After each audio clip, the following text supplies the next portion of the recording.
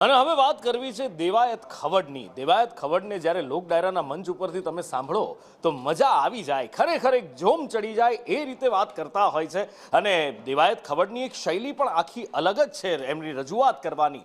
પણ જ્યાં દેવાયત ખવડ સ્ટેજ ઉપરથી નીચે ઉતરે, સ્ટેજ ઉપરથી નીચે પણ શું કામ ઉતરે, ડાયરાના મંચને એમણે ચેલેન્જ આપવાનું મંચ, મોરાનું મંચ બનાવી દીધું છે. અને જ્યાં સ્ટેજ ઉપરથી નીચે ઉતરે એ પછી દેવાયત ખવડ જે કરે છે, રાજકોટમાં સ્વિફ્ટ વાળો વિડીયો તમને યાદ હશે, મારામારીનો, બસ એવું જ ગીર સોમનાથમાં પણ થયું. એક યુવાનને મારવામાં આવ્યો, એનો પીછો કરવામાં આવ્યો, એની કારને આંતરી અને બે કારની અંદર આવેલા દેવાયત ખવડ એની સાથેના બીજા 15 સાગરીતો દ્વારા લાકડી, ધોકા અને પાઇપથી મારવામાં આવ્યો હતો.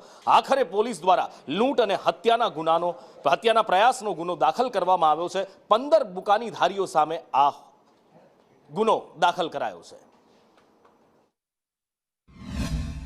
તો બધાએ જે 12 થી 15 જણા હતા, 12 થી 15 જણા બધાએ મોઢું બાંધેલા હતા.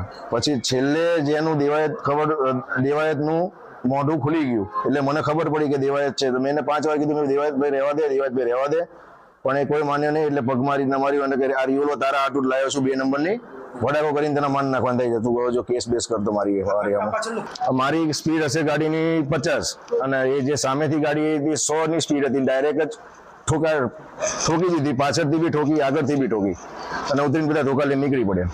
ગાડીમાં અમે 3 જણા હતા. મારો ચેન લઈ ગયા અને 42 કે 43,000 રૂપિયા સમથિંગ પડ્યા હતા, એ લઈ ગયા. બાદ આજે ફોર્ચ્યુનર ગાડી છે એનો ચાલક ગાડીમાંથી ઉતરેલો અને એણે બુકાની બાંધેલી હતી. એ બુકાની ઉતરી ગઈ તે વખતે ધ્રુવસિંહ એ વ્યક્તિને ઓળખી ગયા કે આ વ્યક્તિ દેવાયત ખવડ છે.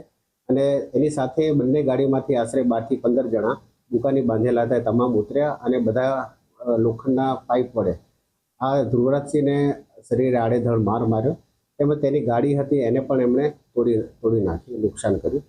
ત્યારબાદ આ જે ધ્રુવરાજસિંહ પાસે એક એણે ગળામાં સોનાનો ચેન અને લોકેટ હતું એ પણ એમણે ઝૂંટી લીધું. તેમજ ગાડીમાં 42,000 રૂપિયા રોકડા હતા એ પણ તેમણે ઝૂંટી લીધા.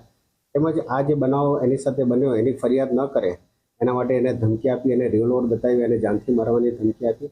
ત્યારબાદ આ તમામ આરોપીઓ પોતાની બંને ગાડીમાં ત્યાંથી જતા રહ્યા હતા.